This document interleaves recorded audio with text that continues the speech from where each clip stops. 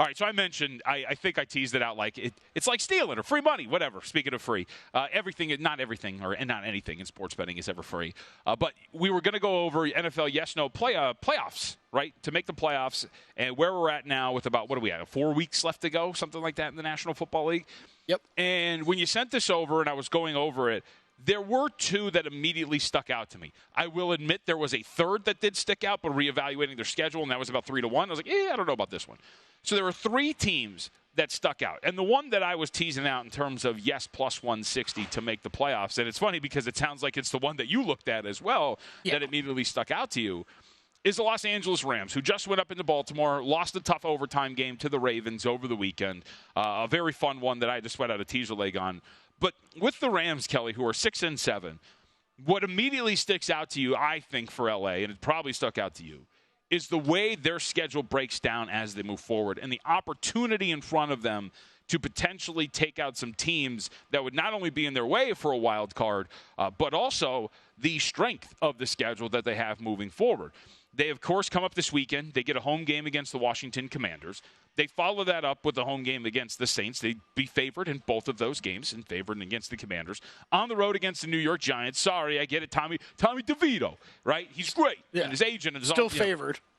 Right, exactly. On the road against Giants, you could be favored there. I guess unless the Giants rip off two more wins and somehow do it by margin, maybe we're reevaluating. But otherwise, I think you're just talking about Rams being a safe fit. And let's say that's the case. It's still going to be a coin flip spot regardless, right? You're still talking about a winnable game on the road within a field goal, and I would say less than a field goal if the Giants are favored by the time they get to that one on the road. And then the last one piques your interest because you're like, well, it's San Francisco. There's a chance that San Francisco has nothing to play for in that final game of the regular season. And you go to San Francisco and you're taking on, now the potential is still, like you're taking on Sam Darnold and there's some still, an offense that raises the floor and a very solid defense with depth.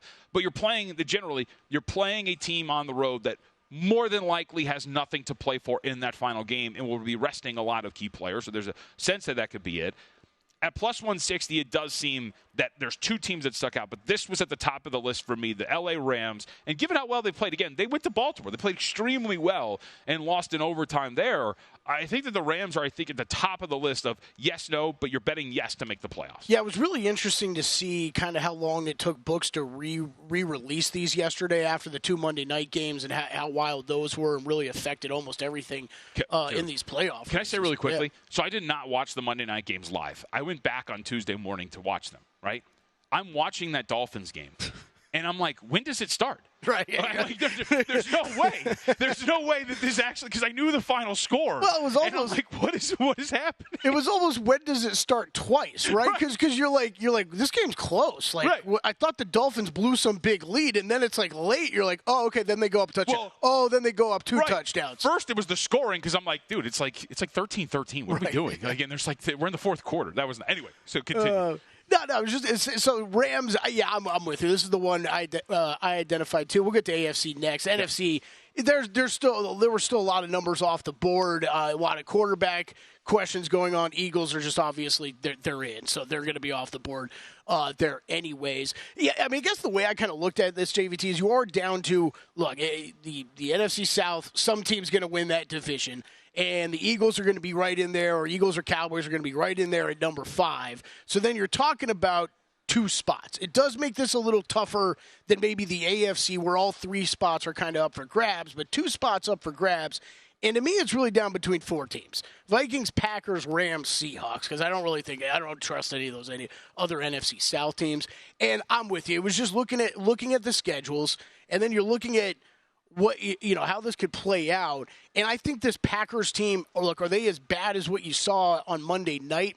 No, but they're not as good as what you saw the 2 weeks beforehand either, right? So they're somewhere in between. I think this Rams offense they've just been incredible when they have the 4 guys on the field. When it's Stafford, he's got the two wide receivers, and Kupp and Nakua and Kyron Williams. Just incredible. It's seemingly just having those 4 guys on the field.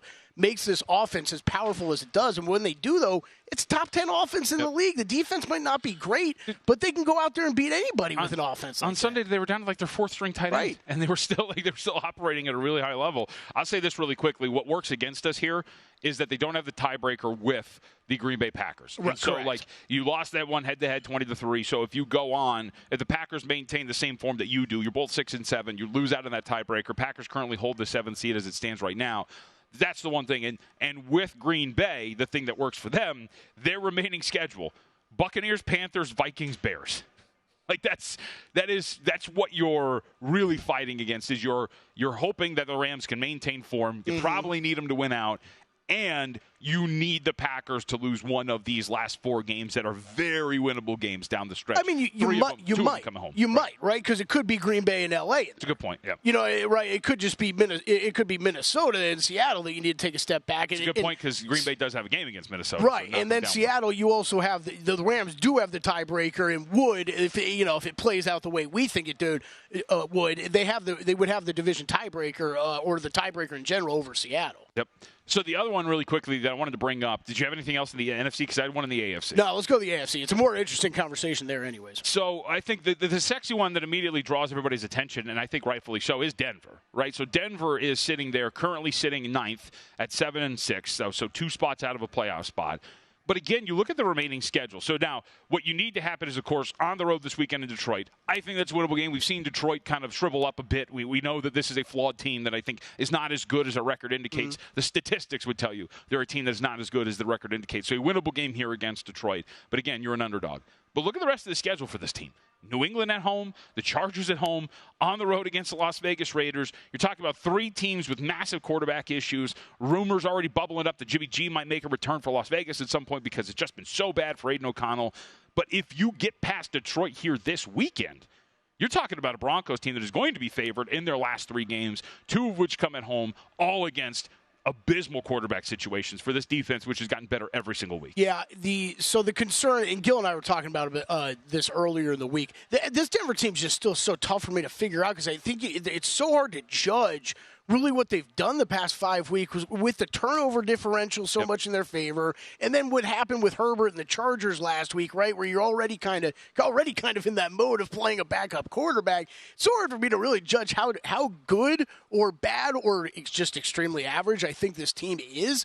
The one thing I wrote down, I did circle this one as well, JVT, because I think that, yes, the schedule cannot be ignored. No matter what you think about Denver, right, that schedule really can't be ignored those last 3 weeks.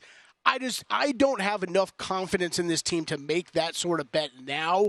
I would have to wait to see what this Lions game looks like and what else happens in the AFC playoff picture. And maybe they play a competitive game with the Lions but still lose against the Lions. You can get a better number on this team next week as you go through that easy runway to end the season. That's probably how I would play. Yeah, and I do think, you mentioned like being competitive here against the Lions this week. I do think that they are the side here against Detroit as well. I grabbed a piece of 5.5, so we'll see if that's going to be something that comes to fruition. But I think that this is more anti-Detroit than anything else. Yeah, no, and I understand that. I mean, they've looked bad. The other ones I point out, like I bet the Bills this week. If you're on the Bills train, then you're probably like if you wanted to go bet even money to make the playoffs, sure, go for it. I'd probably just bet longer odd stuff of them going even further. I think the one with all these teams we're talking about, the Colts has to become attractive at some point. I didn't want to bring it up.